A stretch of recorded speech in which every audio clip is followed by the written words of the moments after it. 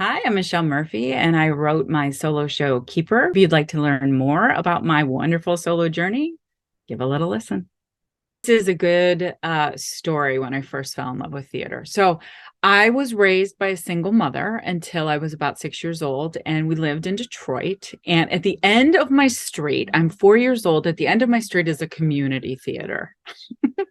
And I was one of those children that had very little rules and no boundaries. And so I was constantly wandering over to this community theater, and I would climb up into the balcony and I'd watch them perform. And I remember vividly it was Humpty Dumpty they were doing. And I thought that there was nothing cooler than what was the magic that was happening on that stage. And eventually I think somebody realized, like, hey, there's a young, unsupervised minor in this theater. And Humpty Dumpty walked me home. It was an actor in his costume in the egg, and he walked me home. And I remember holding this actor's hand, and I'll never forget it. I mean, this is like almost 45 years ago. And I remember walking back to my apartment with this actor thinking, this is magic. Oh, I want to be a part of this magic for sure. So that's where the seed was planted, and it was never going to go away after that. There's something about a life in the theater that is safe, really, because the weird, the wild, the wacky, the wonderful, the bold, the strange, everything is welcome. Every choice is welcome.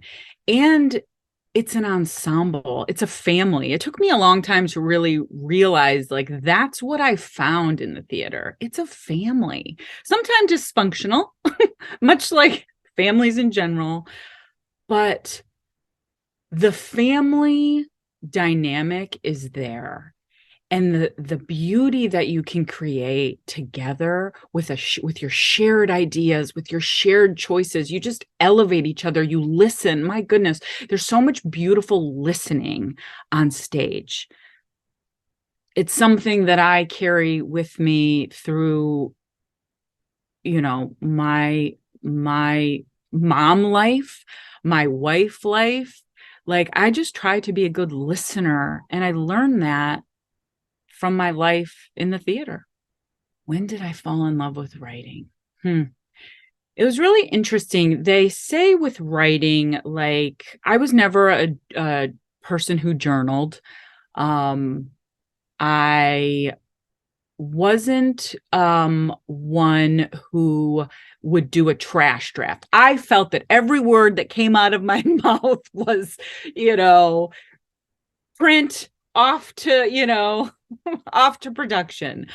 And I think because I set such unrealistic expectations for myself, I sort of scared myself to write a little bit. So for me, I didn't become a writer until the last like 5 years or so. And I started to realize I wrote a piece. I had joined a writers group. Me, the non-writer, joined a writers group.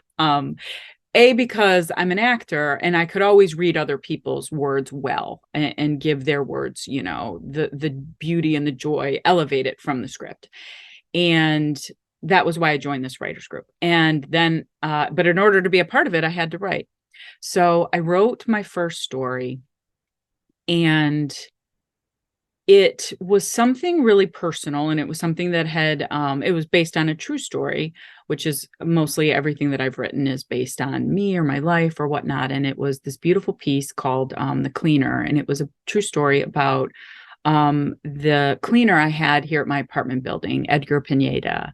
And he was such a daily part of my life, such a wonderful human being. And one day he stopped coming to work, and we were trying to get in contact with him, and we found out that he had passed, that he had been in a terrible car accident.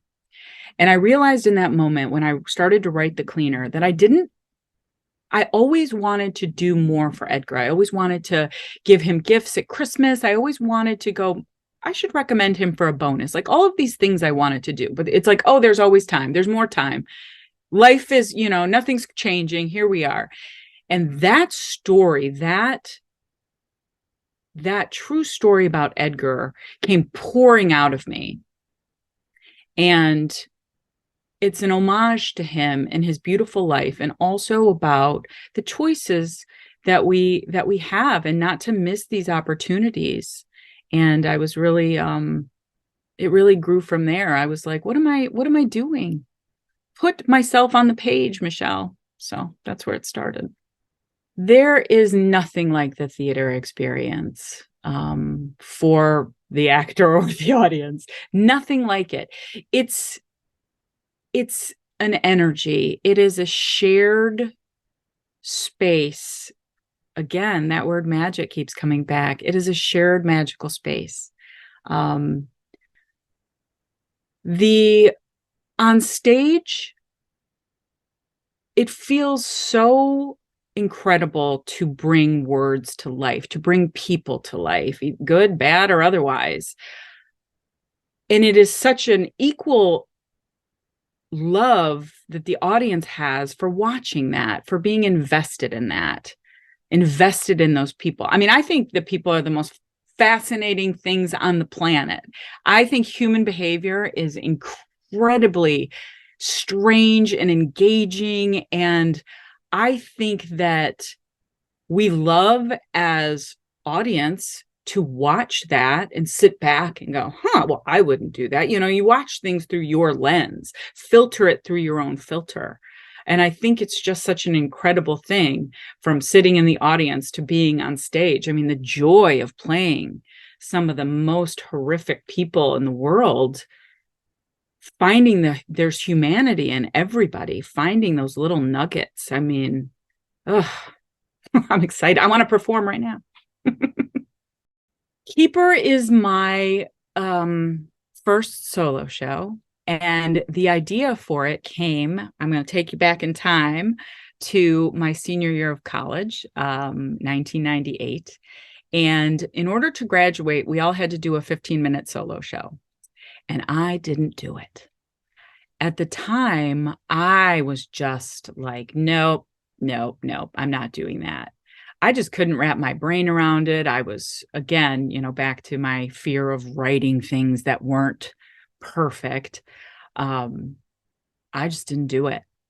And I carried that regret with me all the way up until 2022. And that's a true story.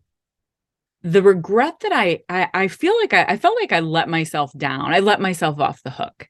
And it took me a long time to understand like why I did that. And so cut to 2022, I had started to really work on my mindset during the pandemic, and really go from this fixed mindset to a growth mindset. And I signed up for this wonderful career coaching with Lynn Downey Braswell. It's the work of art coaching. And day one, she's like, okay, what are we doing? You're going to pick a project and you're going to do it. And I was like, oh, well, I've always wanted to do a solo show. And I immediately wanted to take those words back because I put them out there. And she's like, great. Okay. So we're picking the theater and the date, and you'll find a director, and off you go. And I was like, okay, here we go. Because what I learned by carrying this regret around with me is whatever fantasy I've created in my mind about the worst possible scenario happening if I do a solo show and fail, not doing a solo show was worse. Living with that regret was worse. So that was where Keeper started. So when I hired my wonderful director, I thought I was going to write this wonderful show about all the characters I could do and blah, blah, blah. And she was like, nope, hold up. This one's about you. Your first one's a memoir. And I was like, no. So I started to go back in time, and I started to go back to my childhood. And it was really fascinating. My story is like, it's a hero's journey story. So I started to go back in time into this really wild, rich childhood that I had. And I started to explore stories that I have always told myself that I believe that were part of the fabric of me, right? And I learned that shame, some misbelief, some lies that I have believed since I was like 6 were not true.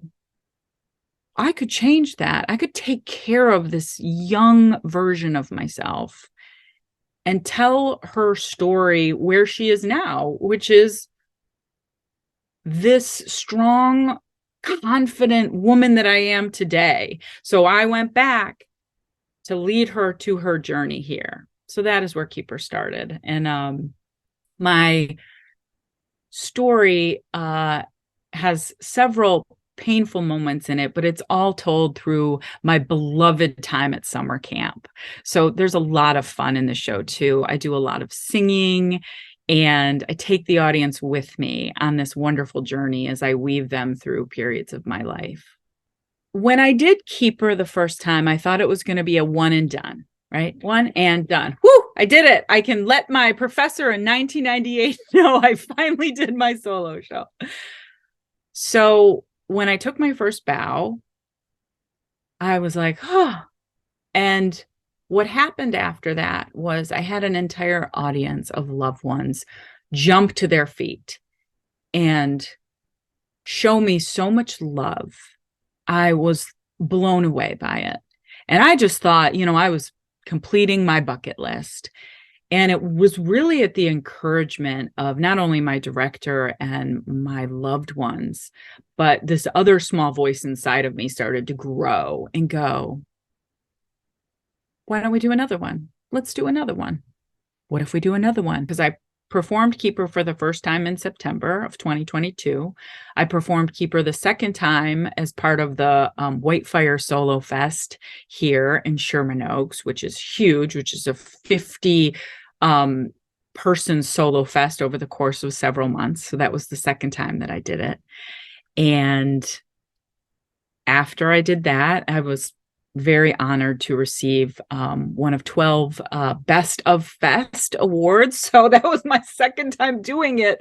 And again, it was my confidence growing. It was me taking care of myself and going, can I bring this? And there's some fear in there, but that's sort of where I'm at in my life. Fear may always be there, but it's not in charge anymore. And that's also part of my solo show. It's part of my solo show. Who am I if I set that fear down? Who am I if I set that shame down? I'm going to find out. I would love for the audience to feel the way that I feel about my show. It's reflective of a childhood that our formative years where we go through so much and we're not even able to understand it all. Our brains are still forming.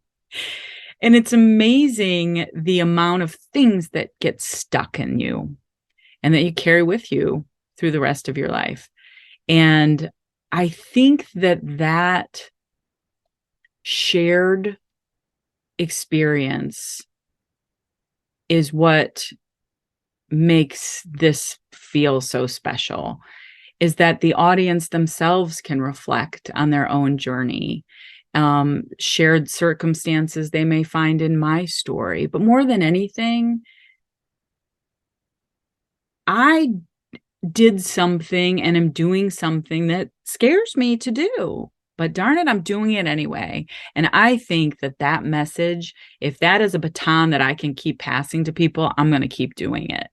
Go, be brave, be, confident in your thoughts. Put yourself out there. It doesn't matter what age you are. My goodness, this is it. This is life. There is no dress rehearsal. So let's express ourselves, darn it. And thank you for coming to see my show. I really appreciate it. What am I looking for when I'm doing my show? there is something in when I perform where the part of me is present, and then there's another part of me that's sort of watching the myself, right? It's how you can take in like, oh, I'm going too fast, or oh, that didn't land. You know what I mean? Like you're sort of self-judging yourself, right? Which is really complicated. Look what I'm doing with my hands. This looks very complicated. So what I have really loved is when I can get rid of that. I'm not watching myself. I am 9 years old. I am on my camp bus and I am headed to the greatest place on earth. That kind of intimacy, that kind of proximity, I share completely shame, vulnerability, joy, pain. I love that we are going to go on this little magic ride together. And that's what I'm really looking forward to. When I'm done performing, sometimes I go, did I say everything? Because I don't even remember. It was like I just ejected the tape. And the only thing that tells me that I did my job that day is when I can look out in the audience and sort of see that collective experience. It's magic. I think that people should come to see me because we hold ourselves back a lot, especially here in this town. And we go, maybe I'll go to that. I'll see how I feel. I see how I feel. And I find that when we commit to each other, when our word is our bond, when we go, I'm going to go there. I'm going to support you. I'm going to be there. I'm going to have an experience. I'm going to meet somebody new. I'm going to see something I wouldn't normally do. That is the beauty. That is where growth happens. We should always be challenging ourselves. Get out of your darn comfort zone. Oh, there's no growth there. Sure, it's comfortable, but then you're just looking at the same things, you know? So yes, everybody should go see Keeper, see these wonderful shows. My goodness. Yeah. I will mention that Keeper really is only a certain part of my life. I take the audience from like I'm age 6 and I think I get up to 16. It's a small period of my life. And what I want to say about that, I don't even mention my wonderful husband of almost 12 years. I don't mention my beautiful 9-year-old son. But they're with me. And what I did do is my son, Ford, does my intro voiceover. So he's the one who asks everybody in the audience to make sure their cell phones are silenced, who'll tell them any little bits of information. And then he ends with, break a leg, mommy. And I got to tell you, I set myself up for success with that one because listening to that sweet little voice telling me, be brave, mommy. It's what I do.